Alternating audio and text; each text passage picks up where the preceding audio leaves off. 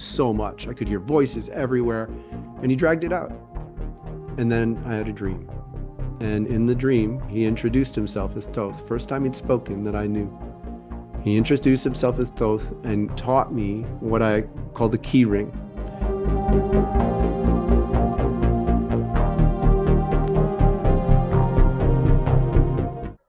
Welcome, modern day mystics, fellow truth seekers. James and Justin back again, and today we have another special guest with us. We have Daniel Fuson from his YouTube channel Wildflowerfire, where he helps his audience through spiritual awakening. Now, he also channels this entity known as Thoth. I'm not sure who or what that is, but I think we're going to find out today. I hope we get into that. Cool. All right, guys, won't keep you waiting. Let's get into it. Daniel, thank you so much for being on the show. We've been watching your channel, Wildflowerfire, but we want to know a little bit more about that, and I'm sure our guests who are meeting you for the first time, they want to hear a bit about your story, your background, learn a bit about who you are and your YouTube channel. So I'll basically pass this over to you, and you can let us know who you are and what you got going on. Well, I could go in a lot of directions in that, so don't just let me spin. I'm 50, but I've lived a lot. So, you know, that we could explore in many corners, and I don't want to waste anybody's time. I started putting all my spiritual work online during the pandemic. I originally was working on a book and practicing in my hometown. And so it was a little bit of an accidental move onto YouTube. But then once I got on fairly early, I received a channeling from Thoth. Now, this is something that was deeply personal to me. I had a long relationship with him, which he didn't necessarily make clear where it was going to go. But it honestly brought me out of a very deep pit, and I was well beyond interpreting that in relation to the rest of humanity. I was just like, he pulled me out, and he knew how to keep me company in my mind in a way that calmed me just unbelievably. Before I met him, it was chaos. I saw everything, I heard everything. It was just overwhelming. And he taught me the skills to hone and center and focus my mind. So for a long time, I was just grateful to him that, and I was fascinated. I mean, I was a very curious kid. I was an ancient history major in college. Like, I just asked questions, and my seeking was over.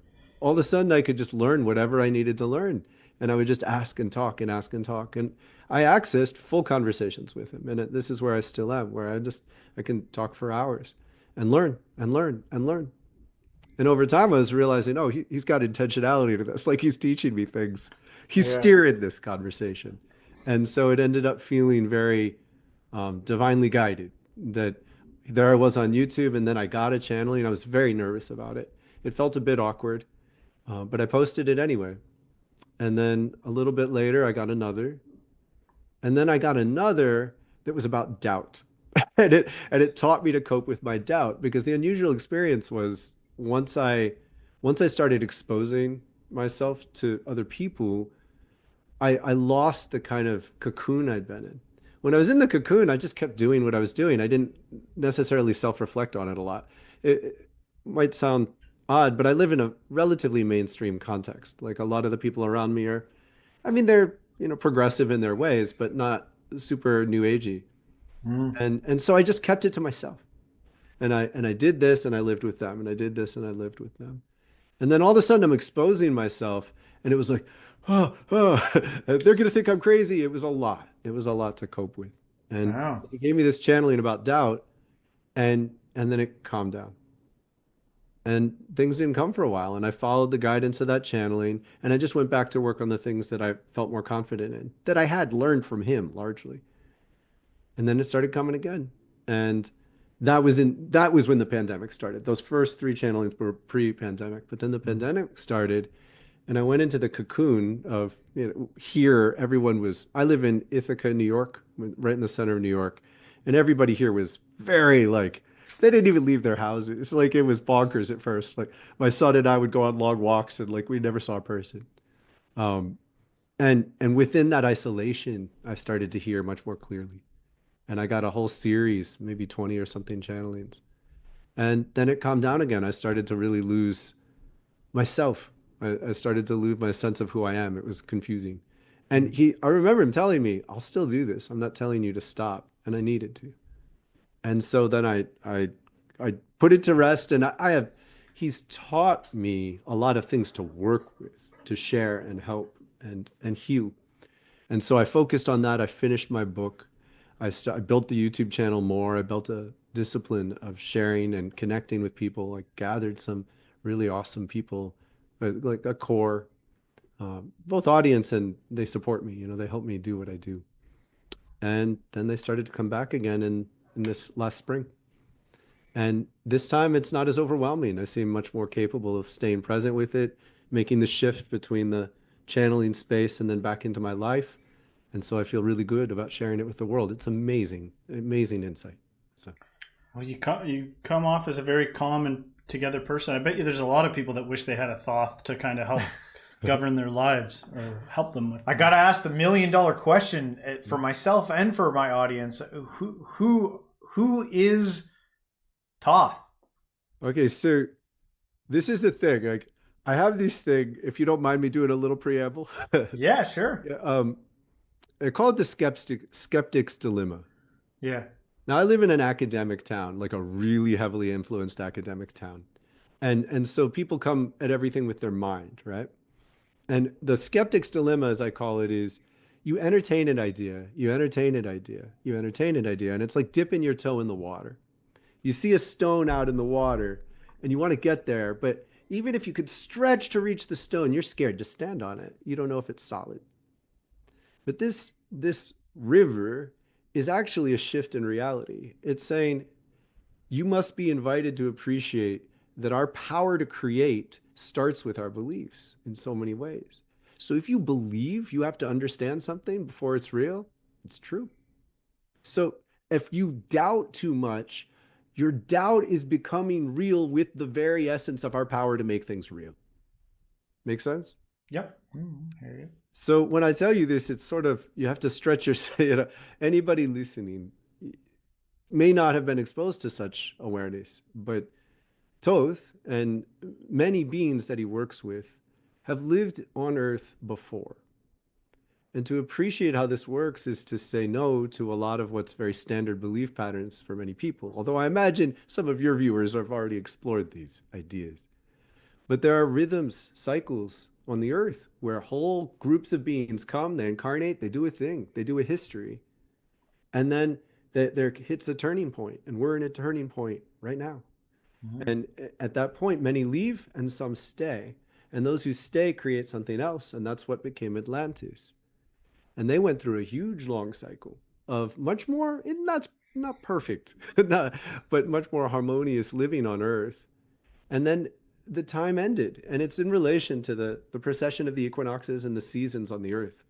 But then that time ended, and they didn't cause it, so to speak. It was like time for Atlantis to be drowned and to hit a reset button. And then an even smaller number agreed to stay, and he is one of those. Now, he's often been known as the leader of those, and he carefully communicates to me that it's a little bit more of a dance than that. Like he plays a role of leader over, but much of that is projection. Like in the ways they relate, such things aren't as necessary.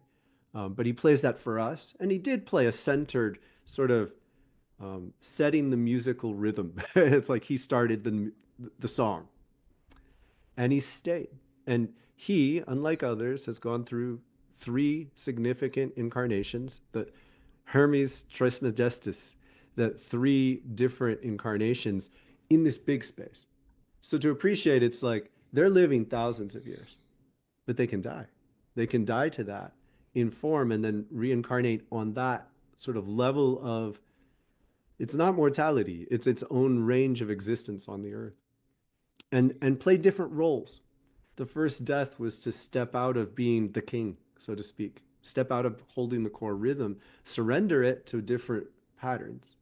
And then as Hermes, he played, also Hermes is Enoch, same being. And Okay. as Hermes, he played this very different role of philosopher, teacher, healer, which is crucial because most of his focus with me is on how to reform our understanding of health and healing, and to really transcend the current model, which is atrocious, particularly in the United States. It's we can get into that if you're interested. And then as Mercury, yet again, a very powerful shift to extend, spread, reach, network different cultures and a very different kind of role. And much of his work seems to trace back to learning how to understand why life on Earth in history, his story, is so painful. And how all the different cultures and the story of cultures intermingling can make much more sense. How can we can be at peace with the atrocious pains and in so many ways the terrible history of humanity on Earth. Yet there's purpose in it, and there's a courage that can bring us through it to appreciate where we can go now. There's more and more of this overlap. Like you talk about chakra work, and like when I think of Thoth, I think of the ancient Egyptian, like I think of Egyptian Thoth. I have a tarot deck actually that I think Aleister Crowley created, the Thoth deck. So there seems to be this like cross pollination of different religious things. Can you talk about that at all? Is that a reality? Like, is there something true about Jesus? Is there something true about Muhammad and Buddha and chakras? Is all of it real? Absolutely. And the base level that is a huge part of his inspiration for me to share is that there's an underlying coherence that's essentially musically vibrational. And there's such a beauty to this. I'm fascinated. Now I'm a musician. So learning to understand this has made all the difference in the world. And when you know music, it makes more sense. But essentially, different cultures live in different keys of spirit.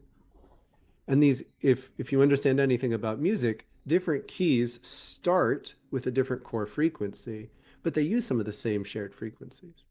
And this allows for an intermingling, but a separateness. So different cultures could evolve on different, essentially, rays of light in a way. And yet they could share because they each, or many of them, share similar harmonies. And yet, when you learn to get into music, every frequency, if you're just working with the basic music that most people are exposed to, which is 12 notes. Now, some cultures get more complicated than that. But when you work with 12 notes, every one of those 12 notes has another note that's like, it's kryptonite. It makes your notes sound really bad. They don't work together and they rarely are used together. And so different cultures function this way too. Whereas if one culture is centered on a vibration, then another culture is sort of their anathema, and they struggle. And this is at the roots of many conflicts in human history. So appreciating from a musical foundation makes so much more sense of everything else. Now this functioned, and you get it, to put it together, this functioned on energy centers. So energy centers themselves can be correlated with musical notes. And this is the most important thing he has asked me to teach. And I hope you don't mind me saying, I've written a book. And this book, it took me 10 years to write it. And it's very dense. I did my best to remove a lot of my personal feelings and insights and just make it the core information he wanted me to communicate. And very melodramatically, I finished it. And I'm like, thankfully, I could die now. My work will go on. It's like, but it was huge. I invested so much of my life in this at a time when nothing else really mattered to me. And good title, the chakra works. Keys. Yeah. Keys. It's like a pun. Well, exactly. It's a thank you for getting it. It's the chakra keys, but it's both. Because when you start meditating in patterns that are musical, and honestly, you don't need to understand a lot of music theory. Like most jazz musicians, way beyond what you need to understand to get the basics here. So we're talking simple music theory, how to shift keys, major, minor, and simple chords, major, minor chords. And that'll mean something to any musician. And when you use those in meditative patterns, you can shift your consciousness intentionally. And you can shift your consciousness within the relationships to the chakras that you're focusing on or attempting to work on. And the beauty of this and the joy of this for me is it functions very well to help people diagnose and heal challenges that are out of balance, which often have terribly simple roots. They're trying to do two contradictory things, and they vibrationally clash, leading to mental confusion, leading to poor decisions. And as those poor decisions maintain their vibration, it affects the physical body negatively. So you can use it to diagnose and unravel terrible problems in medicine, like terrible medical issues. But you can also carry it forward. So it's not just a system that's there to try to bring you back to normal. Once you're reasonably centered, you can use it to be proactive. What are you trying to create? What direction are you trying to go in your life? And how can you understand what your spirit is telling you through the chakras before you know it mentally? And I just spiritual geek out on it. Like it never ceases to amaze me how cool it is. Well, in the spiritual community, they talk about blocked chakras all the time. What can you Yeah. say about blocked chakras and how to unblock them? So the major metaphor that I like to carry on is imagine you have this is one version, but it's a core version to remember. Imagine you have some music going that you like. Well, what's a song you like, James, that meant a lot to you when you were in your teens? Oh gosh, probably all the wrong music. I don't know. Limp Bizkit. I'm sorry, I don't mean to embarrass you. I'm gonna break some stuff or something. I don't I've know. got my own things I like. I don't know. No, it's fine. It's fine. It doesn't really matter. yeah. I'm just trying to make it more personal. You got Limp Bizkit going, but then you start to feel stressed in your life, like, and you slowly realize someone's playing a different song. Someone's playing Beethoven's Fifth. Yeah. Now, look, arguably both this music sounds fine, but when you play them in the same room, it's really painful. When you take that analogy into a chakra, when a chakra is not functioning well, typically you want to start by looking at like, where's the contrast? What's going on in that chakra where two intentions are just, they're not harmonic. Two elements of that chakra. So all the chakras have their own, they navigate, they channel energy. And if you can look into them and then try to take it practical in your life, like in what way, heart, in what way is your love and passion and your ability to nurture and be nurtured, in what ways are you drawing on two contradictory forces? And those contradictory forces presence themselves as spiritual energy in the chakra. And it's like this in your chakra, and thus nothing works. And then nothing else can flow through the chakras. So it can really mess up your life. Yeah, seems to make a lot of sense. Is there a kind of a quality hierarchy with music? Meaning, like you mentioned jazz there. Is it like when I don't mean to step on anybody's toes that like jazz. Some jazz I even maybe like, but a lot of it is sort of chaotic. And so sorry, I was just going to say, is there music that is more conducive to what you're looking for? Like, for instance, like if you're like, I really want some peace. Where's all this hostility coming from? Would something that's peaceful and melodic and gentle or something be better at achieving that chakra engagement? Or if you're listening to something that's like, like rhythmic wartime drumming, is that going to put you into a lower chakra that's like makes you hostile or something? Well, in so many ways, it's like, how many years do you have to talk about this? It's so cool. Like, I know, right? I think there's a place for most music. For instance, like really aggressive music is medicine to one person and poison to someone else. Helps me work out. Exactly. I'm listening to... It can drive you. It can channel your negative emotions in a way where they would have been worse. You were, punching a hole in the wall, and now at least you have the capacity to give them some context. So energetically, it's working the same way. Like when you have very intense feelings, you need to get something that can match that and channel it. And then over time, that becomes maladaptive. This word? I love this word, maladaptive. It's like something that was functional at one point that's now dysfunctional. You don't need it anymore, but you're used to it. So that shows up in your chakras big time. So we carry our old patterns in our chakras until we do something with them. And that correlates to our life. Like you can learn to tune into energy, breathe with it, and uncover what it is. It'll show up in your mind. You're like, I used to try to fall asleep to Metallica when I was a kid. And it was like interrupting my sleep. But you're right. I see what you're saying. It's like there can be catharsis in there for somebody who goes out and is in that aggressive zone. But if they happen to spot a more peaceful way of being and they're ready, they're like, you know what, I haven't been sleeping. I'm falling asleep to Metallica. Yeah. I'm ready to move to some different vibration here. Well, yeah, Maybe and the as a music could be helpful. healer, my encouragement would be you start where you are. So when you've got all this intensity and aggression going, you want to get something that matches it, whether that's music directly or a meditative practice that can match it through a different avenue. Yet, that's just the first step. Once you've managed that, a lot of people say, "Yeah, victory. I no longer feel like complete shit." Forgive me. I don't know if I can swear here. That's fine. Um, it's like it feels like maybe that's the end. And it's crucial that people recognize all you did was learn to channel these. Now you got to get in under it, get into it. Like anger comes from somewhere. Anger exists to help us create boundaries. So where are your boundaries being violated? What context in are you in, and are you in the right environment? How do you need to change it? What's the most graceful way you need to change it? And that typically does look like Metallica, but also learn to like some folk music in the proper pattern, rhythm, Yeah, you know? a little bit of balance going on here. Exactly. You know.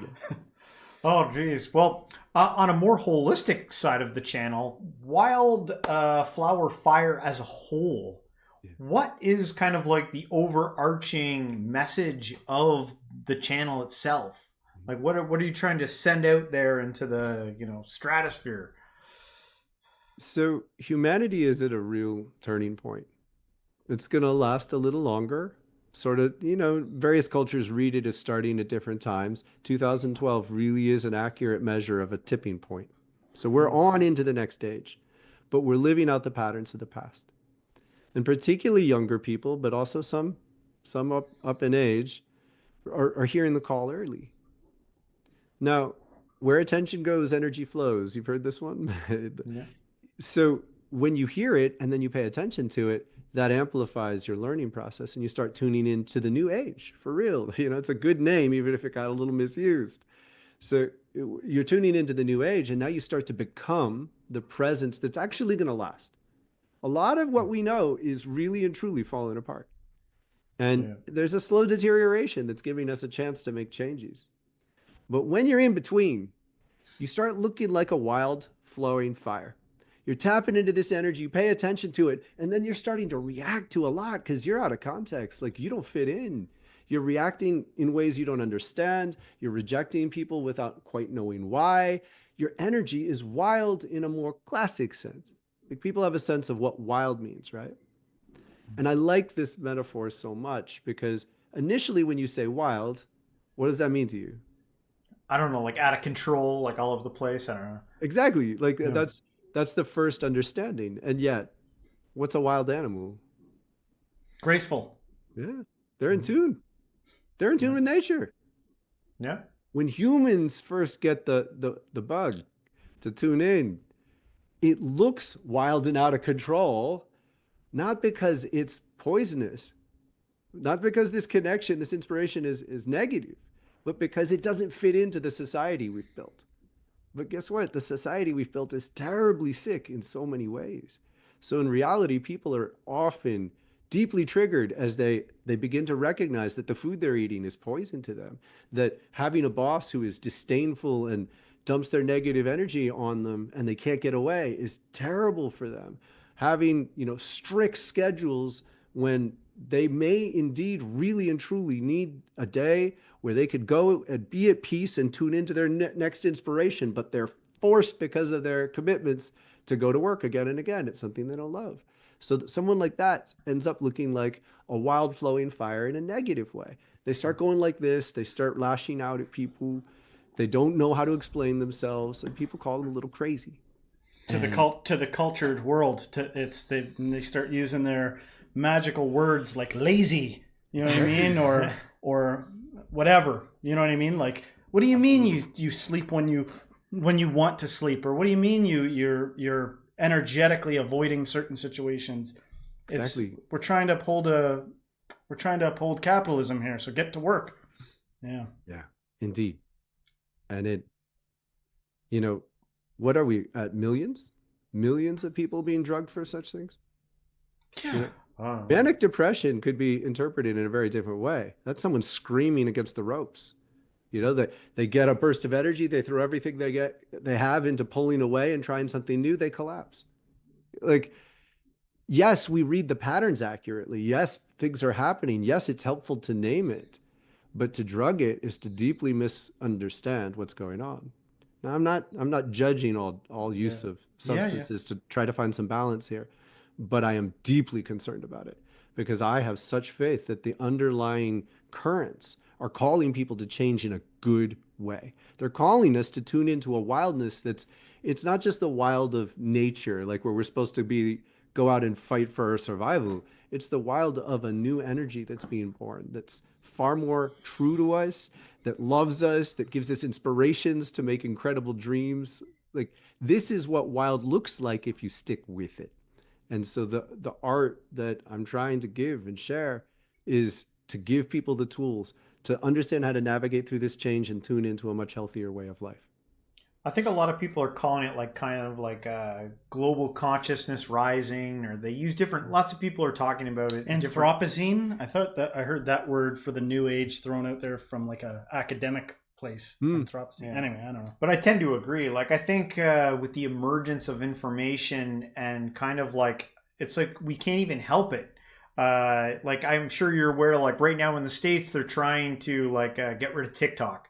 Yeah. And you've got this like 170 million people on this app, and now they're all jumping over to this thing called Red Note, and they've discovered that like all these Americans are their eyes are being opened up to a whole nother culture, and they're saying they're loving it because they're meeting with all these people that they were disconnected from before, and they're coming from and their eyes are being open. A lot of people are saying, yeah, like are shocked at some of the things that are being said back to them.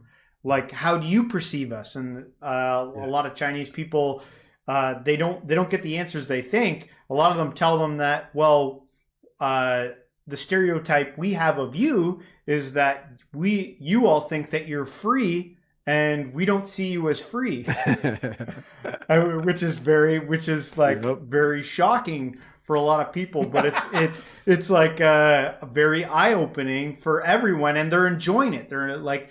They're enjoying the conversation and the talking, and it's I don't think in the modern world in the West we are free in all the ways that some people might suspect we are, especially when it's like this guy needs a cathartic experience. You know, he's got some trauma that is going to look a little frightening to other people because there might be some yelling and shaking.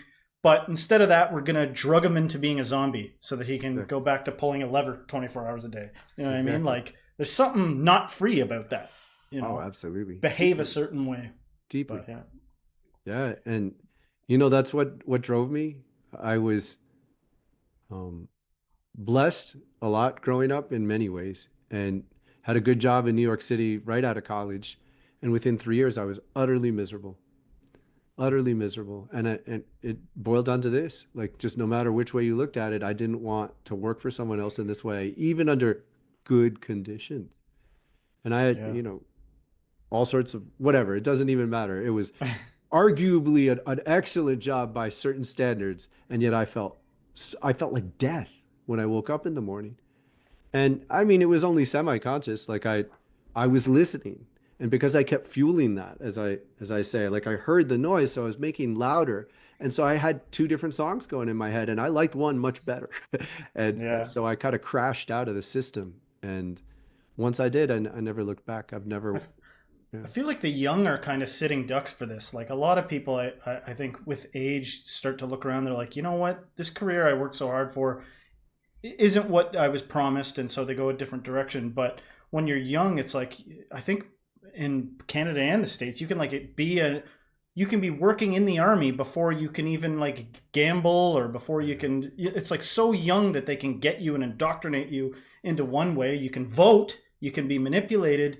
But before you even have other adult responsibilities, it's like without experience, you're more manipulatable. You know what I mean? You're still naive in some sense, and that drives. It's like it's the old saying of old men sending young men off to war. Like they're not going to do it. Yeah, right. Absolutely, and on so many levels, right? Because there are similar dynamics in sending people through a channel through college towards jobs that feed the system as it is and don't really reward anyone fairly. And out of that we get the perpetuation of a system that is arguably quite terrible. And I think it's we can be grateful. It's done some good things. I think it's been crucial to network the world in a certain sense. And Yeah. the message I get from the guidance I tap into, and to be clear, like I go through Thoth into another space. I don't channel anyone else. It's too confusing.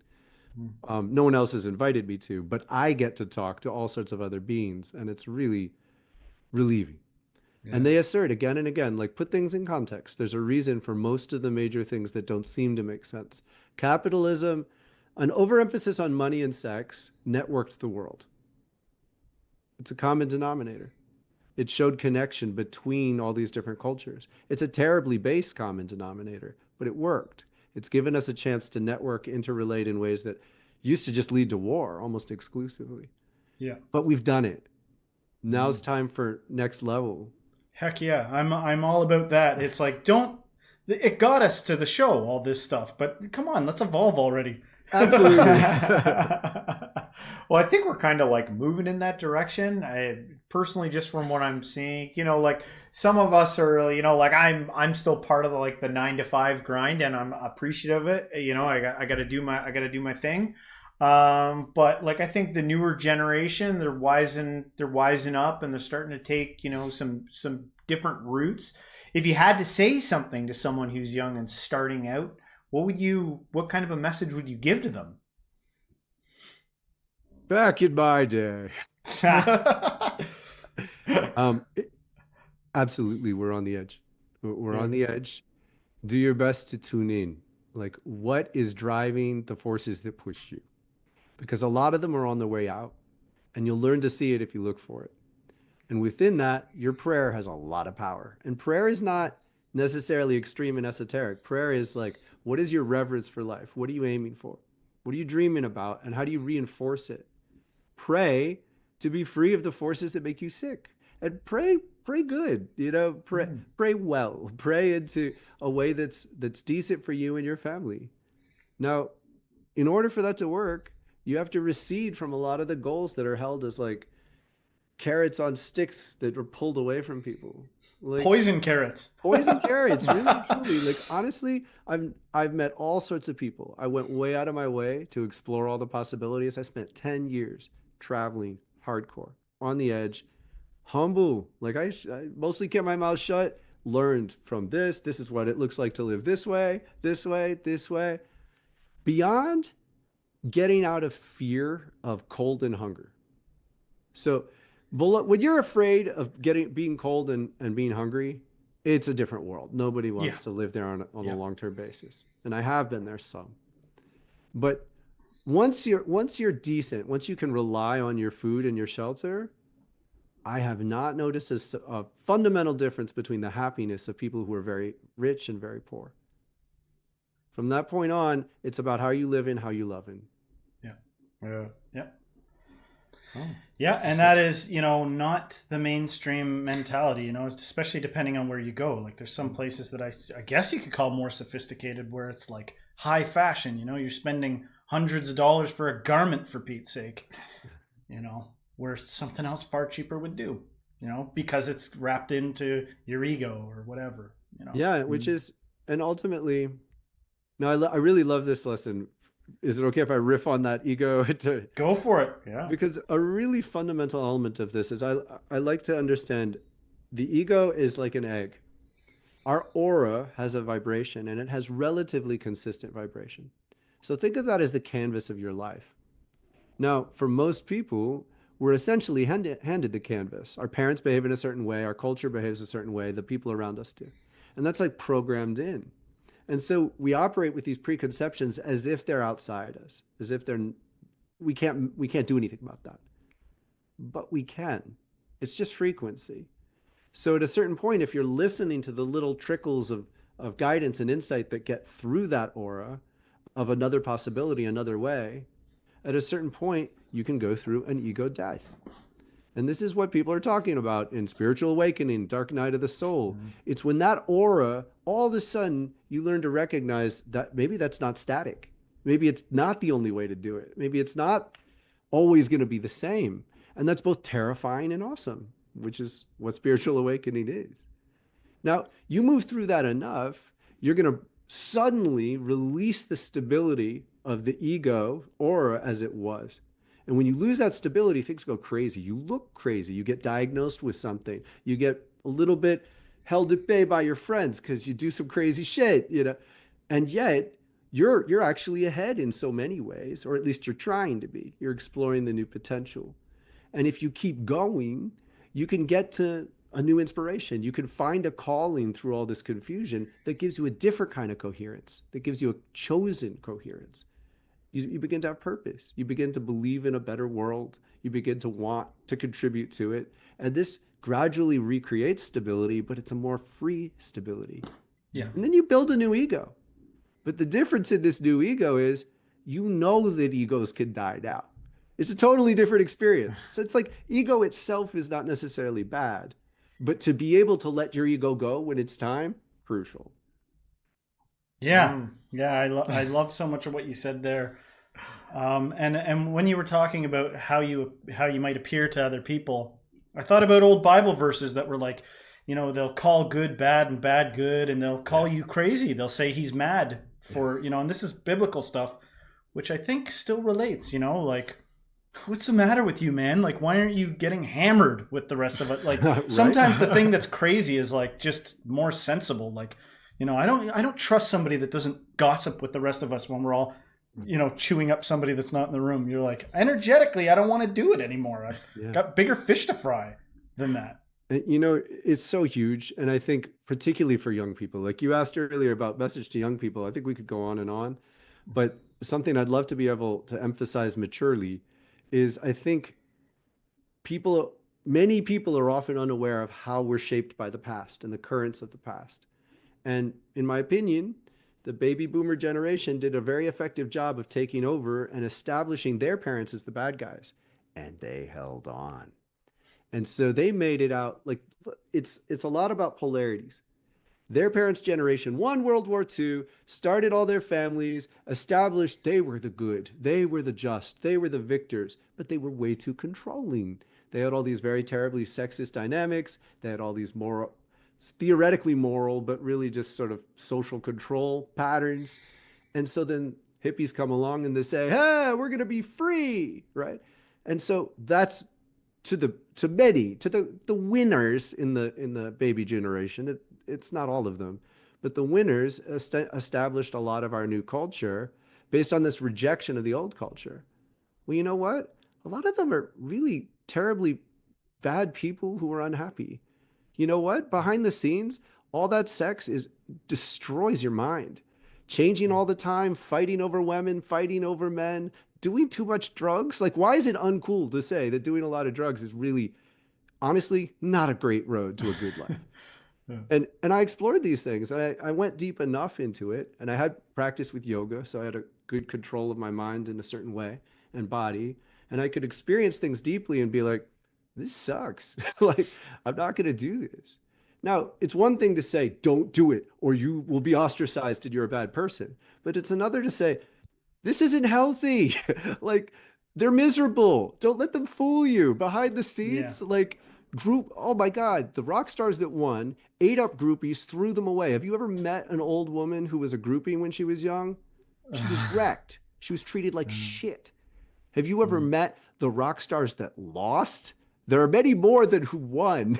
The ones who lost became complete assholes. So to not honestly look at that wreckage, I think is a big part of the problem with, 20-year-olds right now, all over the world, are really disillusioned. They don't see hope. And I think this is a big part of why. Because people need to be, sorry, I feel like it'll dovetail well with what you're saying, but I feel like honesty and humility would go a long way with some of these things. Like, it's not the end of the world if you're like, look, I was a hippie in the 60s. I did a lot of drugs and I found a better way, but my nervous system's a little frazzled now. Like, it's not just objectively true. Like, you know how everybody shakes and everybody's angry all the time? Like, no, not everybody is that way. You probably did too many drugs. Yeah. So just be honest about it rather than this stubborn egoic thing sometimes people do, which is like taking pride in their generation or taking pride in their frozen ideology they're not willing to discard. It's like, just be honest about the reality of it. Maybe the young people, give them a chance to look at that and go, okay, well, because you were so honest about those things, rather than like trying to sell it to me, I can avoid those same pitfalls and Absolutely. instead of getting And wrapped up into it. I met some who were in person, but I don't think many cultural figures stepped up to make that clear. And so, I grew up in the 80s and into the early 90s, and the entertainment, I mean, when you take a hard look at who wrote all that stuff, they had a very strict set of values, and they were encouraging a particular kind of behavior, which in my experience doesn't even exist. Like, I found that when I had finally, as a young kid, I was a geek. I didn't like really get the girls so much, but I did develop myself. I made a center out of myself. I became attractive in my own way. And a little later, like I had a one night stand, it wrecked me. It spun me out. The reality of it, the reality sets in, and then your buddies go, "Hey man, how was it?" Yeah. It was great. It's like you can tell one story, but the other story is my psyche kind of went through loop-de-loops. And it took me a little while of experimenting to realize, oh, maybe this is not what I want to aspire to. You know, but to make that choice consciously, not because somebody's going to shame you, but just because, look, it doesn't really lead to a good life in a certain respect. No shame. Like I don't disrespect Yeah, somebody who explored. I've explored more than many. of And course. and Yeah. and yet I've used that to say, I'm really happy to be married. I've Yeah. got I've got two kids. I'm married to a woman who I came back to my hometown after all this traveling, and I met a woman who grew up here. And it's awesome. Wonderful. Yeah. Yeah. Well, to bring it kind of back around a bit to a lot of the things we've been talking about and the insights that have come from you or come to you, is a lot of it just a gradual learning over time, or was there when you came in contact with Thoth like a giant download? Did Oh, did was and when that happened, what type of like new insights were you shocked to discover when that happened, when you first encountered Thoth? I mean, a lot. There's so many ways to tell this story in a certain respect, but there were definitely pivotal moments that radically changed everything, followed by long periods of processing and integrating. Um, I had a breakthrough at 25 when it was a breakthrough breakdown. Like people thought I was crazy. I thought I was enlightened. I really did need some help, but I learned how to dive through.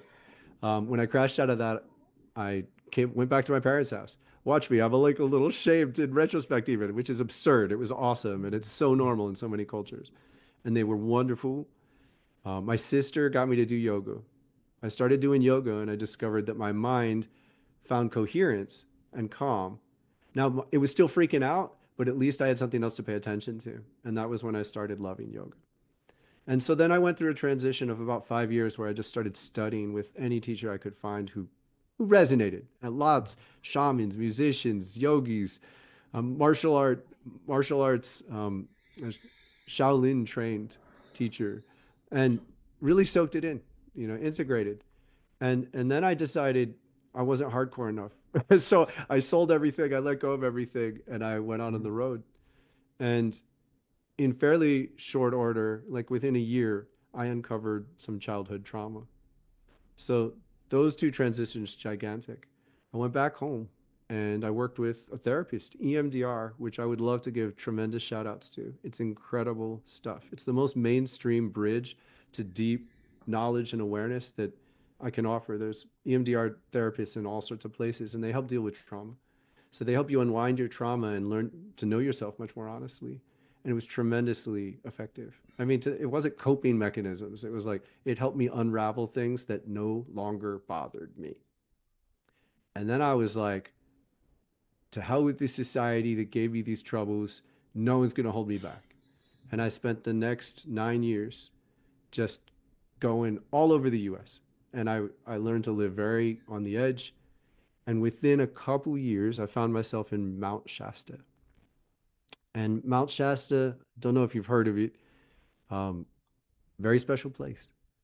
And over time there, I tuned in to forces that about half the people there know of forces that live beneath the mountain in the earth. And that sounded very outlandish to me when I first heard it. I was deeply skeptical.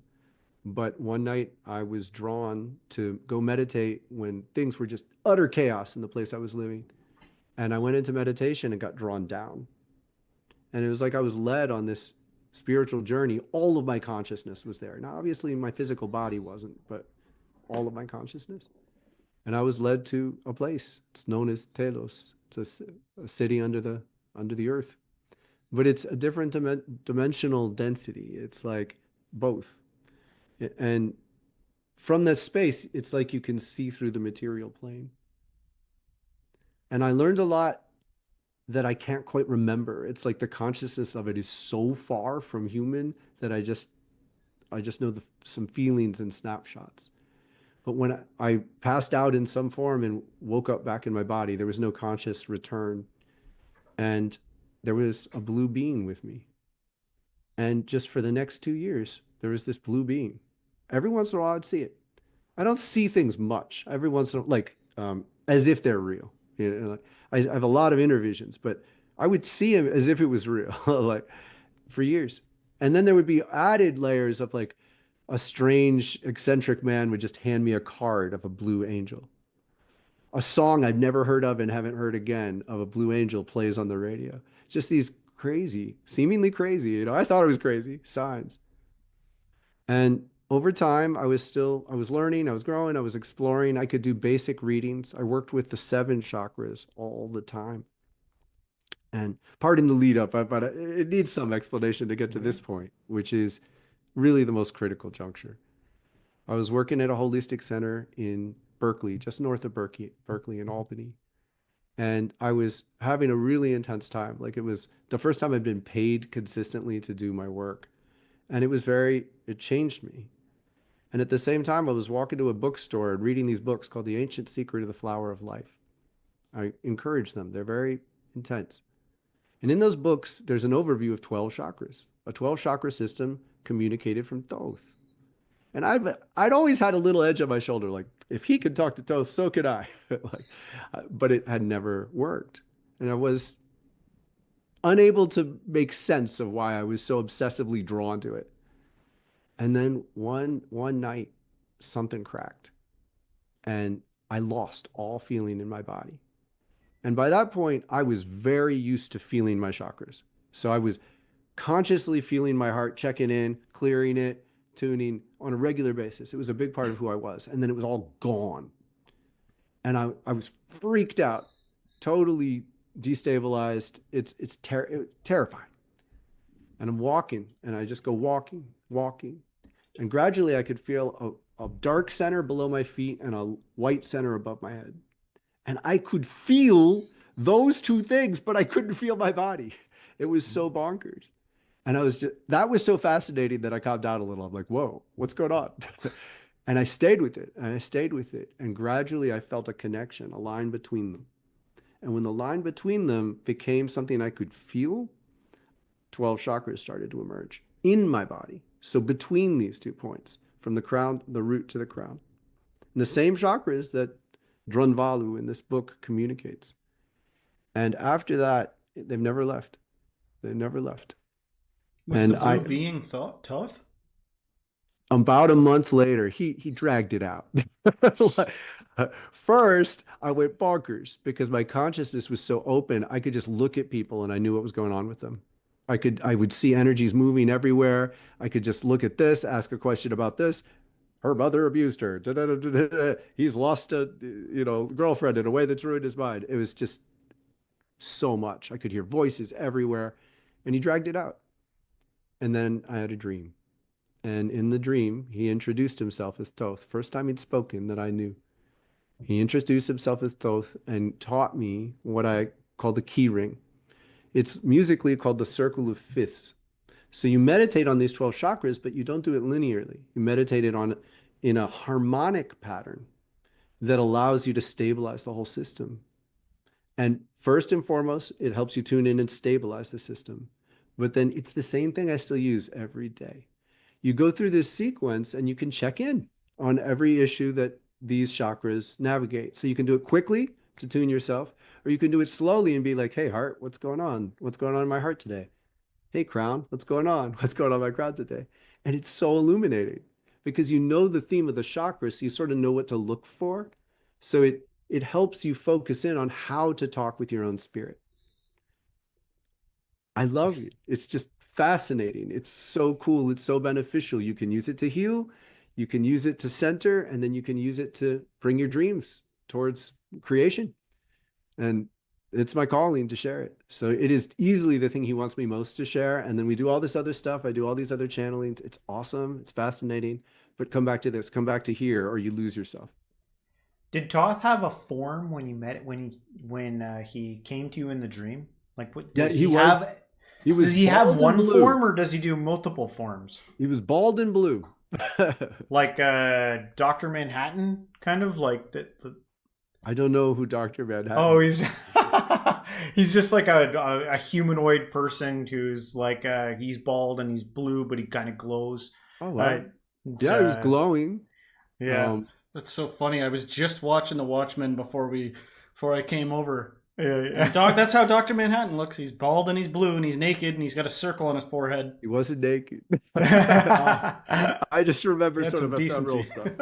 stuff. Or Krishna a little bit. Kind of reminds me of a lot of the Hindu gods. Shiva maybe. Yeah. So can I tell you part of the secret? Like it doesn't necessarily click in Yes, how please. amazing and cool this is, right? So there's a Christian tradition of sorts that calls it the devil's chord. When you use this dissonant note, right? So you're using one note and the most dissonant note to it in the cycle of 12. So what Thoth has taught me is he, essentially the Elohim, who are not specific to one religion, but manifest in different ways for different religions, to guide different religions, and always have. And they are core present on one frequency that's actually an indigo blue. Then all the other frequencies were used to launch different cultures in the earth. So this is very intentional and very elegant. And their presence receded and only became very intentional.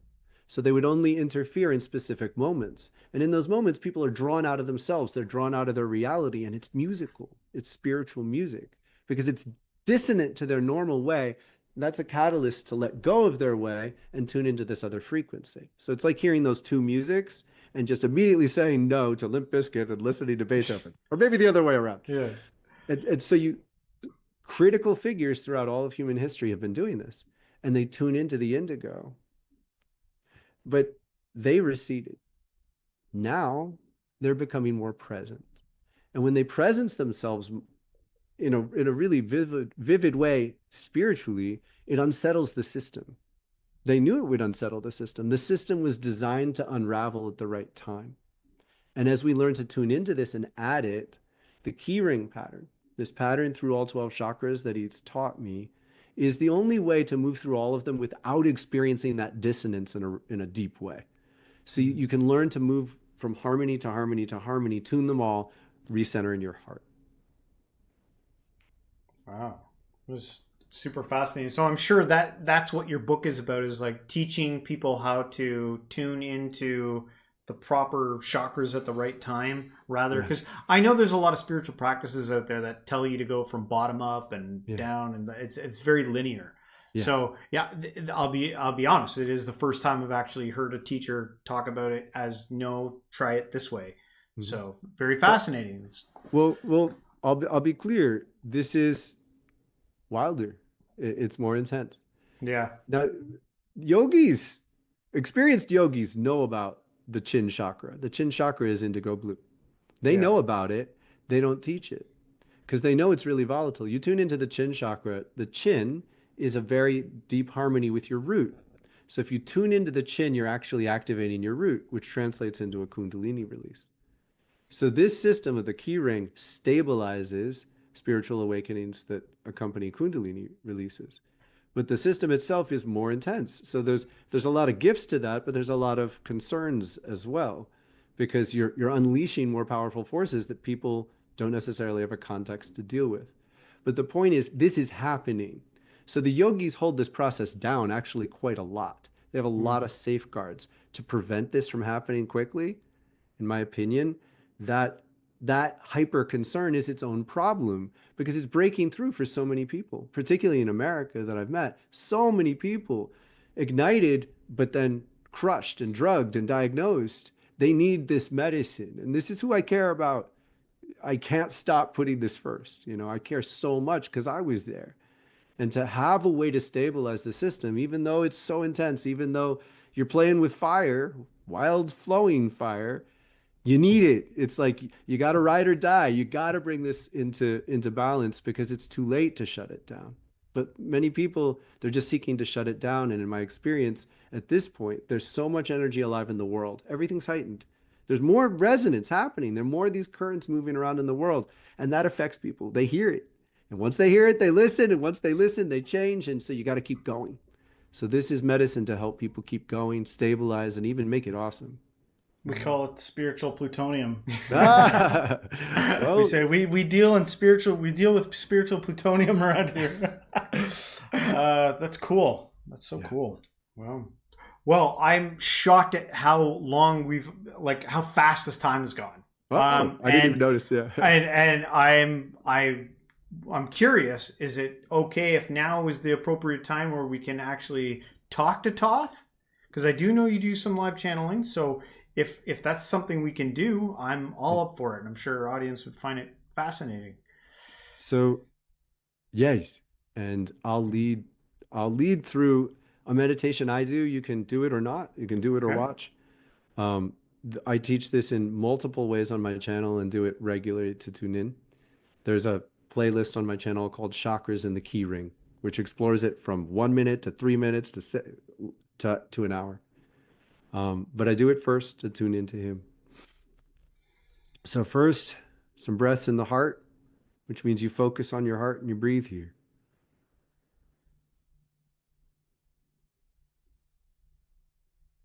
Next, a breath into the crown, focusing.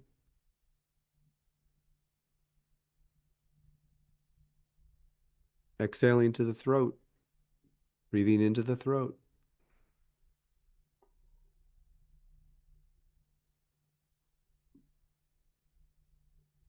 Down to the sacral.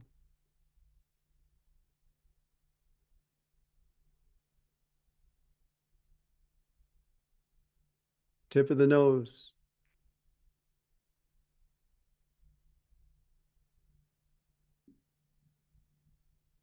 Solar plexus, between the shortest ribs.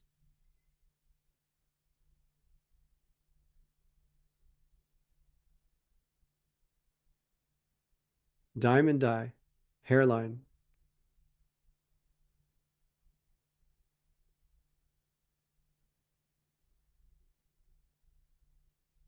Lungs, collarbone.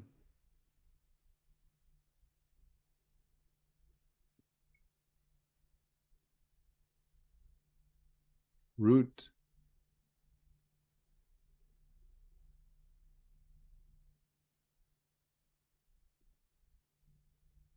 Chin.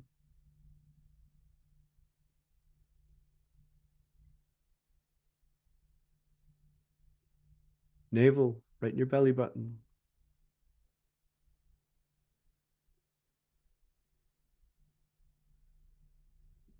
Third eye.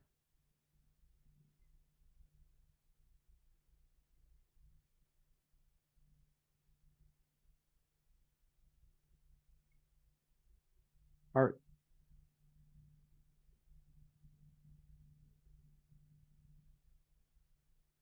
I'm here. You're here now with us. Yes. Well, we're grateful to have you, and we just want to ask a couple of questions, if that's all right. Did you want to go first? Yes, I'm curious about life or what comes after life. A choice, whether to stay or go. This can be from what you have known to continue to build with something close to the community you were a part of, or in certain circumstances to leave the earth.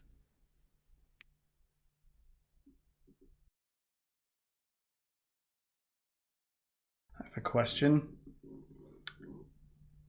From your vantage point, what is love?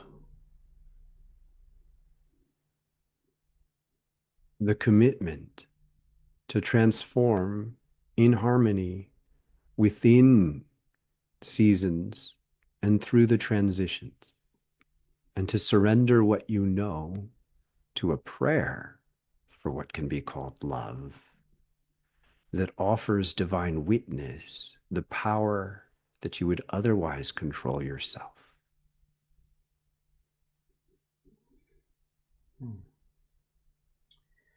Considering the state of the planet right now,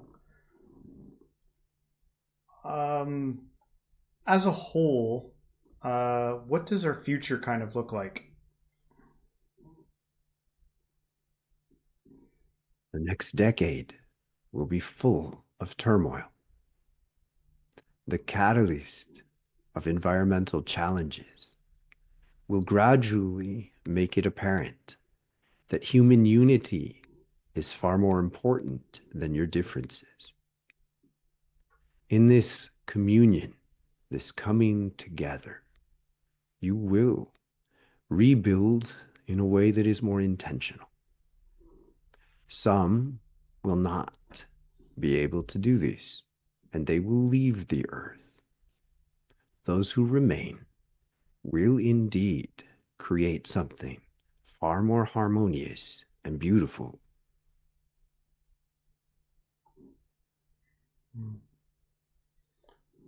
What could people do now to help with the transition of the times that are ahead? Learn to recognize where your effort is most effective and where it is pouring into systems that are dying. To learn this lesson is to learn to step back and ask, as you build the intention to connect with divine guidance, you are tuning into the harmonies that are present and tuning out of the karmas of history. As you do this, you will increasingly recognize ways you can contribute that are ideally suited to you and your strengths. Can people bring their religions with them on this path? Can people take along the religions their cultures have known forward into this new age? Every major tradition has deep gifts and purpose. Yes, you can bring these, the hearts of the love you have for your spiritual traditions. You must be willing to reject the elements that are not well, aspects of the traditions that were not true to the center of their gift, that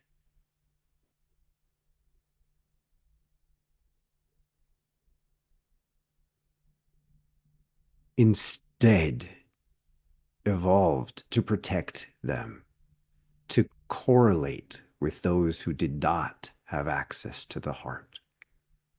Accept that you may bring your gifts into a communion in the world if you are willing to say no to the elements that are not intended for a new age.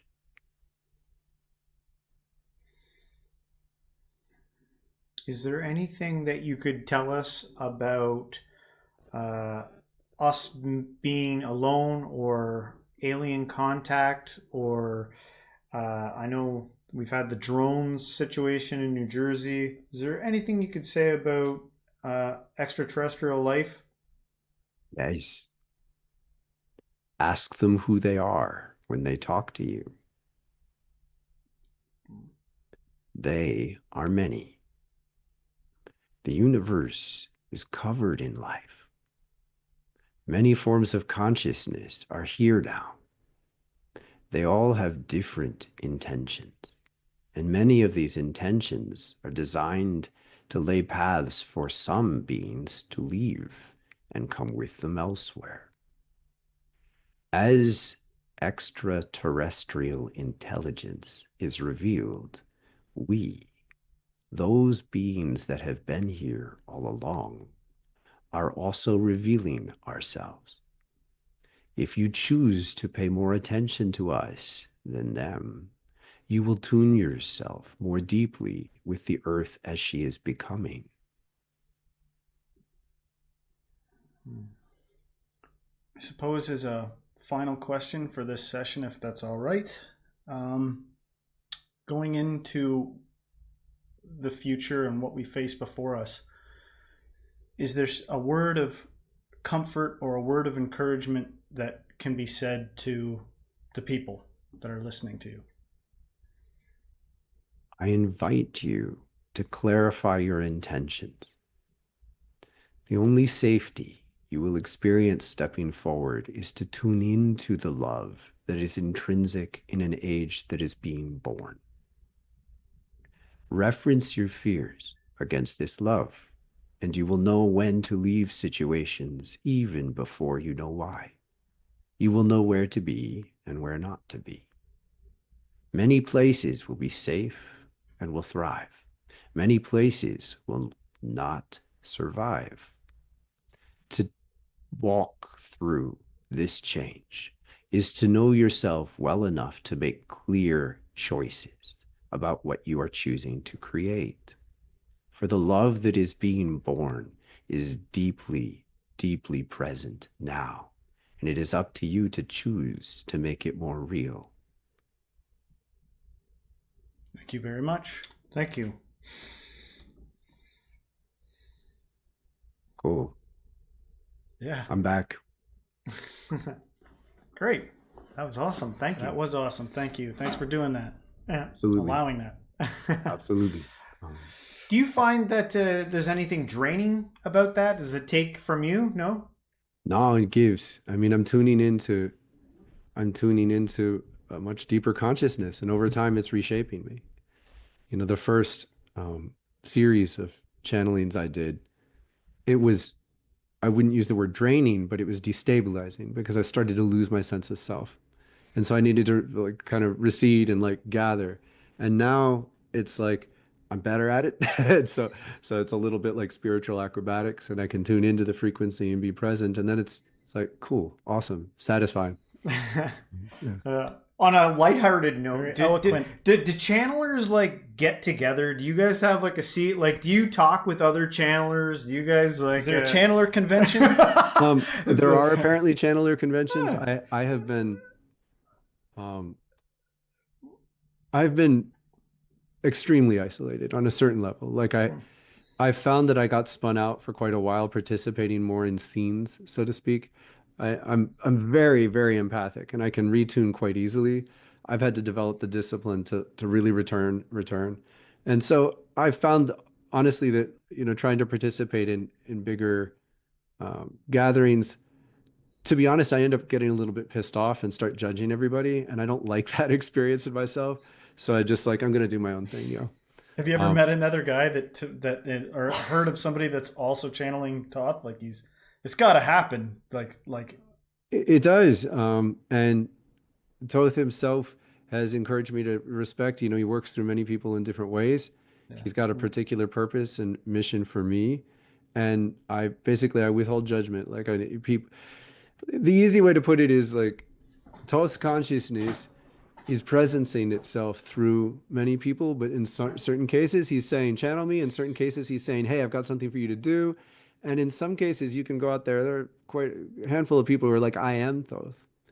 And my experience is that's a very dangerous thing to do to yourself, because what Thoth himself and many other beings are trying to do is you're channeling their energy, right? But they're also tricking you in a loving way into embodying that energy. But if you do that too soon, and too soon is like 10, 20 years is too soon. You do that too soon, you're going to fry yourself. You don't know how to be stable there. So there's deep discipline in saying, go into it and come back. So right now I I've attracted some phenomenal people, and I've got a lot of support. Things are flowing. Um, we've sort of got a balance of giving away a lot, making a lot publicly available, and then there are certain ways in which it feels appropriate to charge. We've got courses and offer sessions, and I'm finally settling in, like, this is it. And incidentally, Thoth always says, he's like, use it, play the game, win. Like, he tells me to do that all the time, and I've been like, I'm too spiritual for that. And he's like, get over yourself. Like, he tells me to get over myself. You know, it's funny. I developed a degree of spiritual ego out of, like, not needing things and living on very little. And he's like, cut it out, you know, appreciate the gifts, just be honored, be noble, be balanced with it. There's like some psychological principles in there, because I've heard that people say, like, don't go identifying with archetypes, right? Like, people hear about the trickster archetype and they're like, that's me. You know, and they're the next Joker. It's like, you will go mad. You're not the warrior or the devil or the this or that. Because that's an act of creation. You're making a choice. And so once you make that choice, you're pouring your energy into creating that. But, like, yo, chill out. You don't know how, like, first of all, you don't want to be the trickster all the time. Trickster is a very specific energy.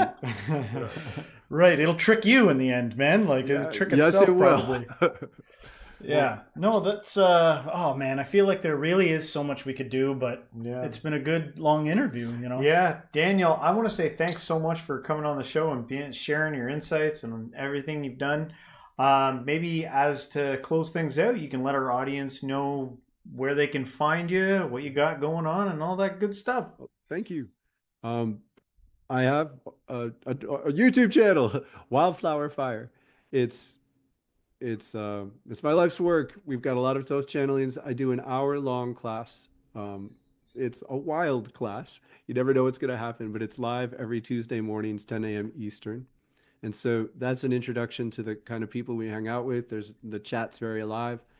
From there, right afterwards, I do live sessions on people, mini sessions we record, and we're just starting to post. I've done them for quite a while in private, but people are encouraging me to get it out there, show people what I'm doing. And Thoth himself is saying, it's time, you're good enough at this. It's taken a lot of practice, but he's encouraging me to this is one of my core competencies. Like, I like helping people relieve their baggage and empower their dreams. I love it. So I do these sessions both to do them and to teach. And so that's something you can watch, and you can get them if you show up to. And from there, you can visit the website. You can join a community, and there are courses that people, next level even, you can join the community, then you can add the courses and start to learn this stuff, implement it, train, and ultimately there's a teacher training. So this is my funnel, as we're supposed to learn in YouTube marketing practice. But it's really elegant, and I love it. It's clicking into place, and thank you for inviting me. I've been ambivalent about reaching out, and it's really a joy that you tuned in yourself and you asked, and I'm honored. I really appreciate you guys. Same here. A joy to hang out with. It's been a fun, a deep, good conversation. It's been great. Thanks a lot. Thank you so much.